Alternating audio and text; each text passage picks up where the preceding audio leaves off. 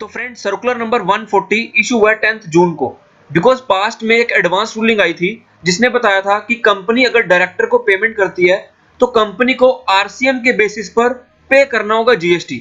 इसके regarding although मैं already discuss कर चुका हूं डिटेल्ड में, बट मैं आपको कंक्लूजन बता देता हूं, आपको इजीली समझ में आ जाएगा। यहाँ पर क्या लिखा है कि अगर आप डायरेक्टर को जो रेम्युनरेशन पे कर रहे हो उसे आप डिक्लेयर करते हो as salary in the books of company और उस पर टीडीएस डिडक्ट करते हो under section 192 of income tax act, तो उस केस में ये सैलरी मानी जाएगी, मतलब एम्प्लॉयर और एम्प्लॉय का रिलेशनशिप माना जाएगा और ये टैक्सेबल नहीं होगा अंडर जीएसटी।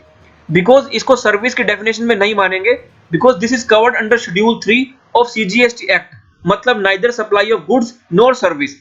तो उस केस में इस पे टीडीएस कटेगा अंडर सेक्शन 192, बट कंपनी को कोई भी इसमें जीएसटी नहीं देना पड़ेगा। It is further clarified that part of employ salary जो आप डायरेक्टर को पे कर रहे हो रेम्युनरेशन, उसको आप डिक्लेयर करते हो other than salary in the company account और उस पर टीडीएस डिडक्ट करते हो under section 194 J of the income tax act as fees for professional और टेक्निकल सर्विस। इसको हम कंसिडरेशन मानेंगे, मतलब सप्लाई की डेफिनेशन मानेंगे और ये outside the scope of schedule 3 है।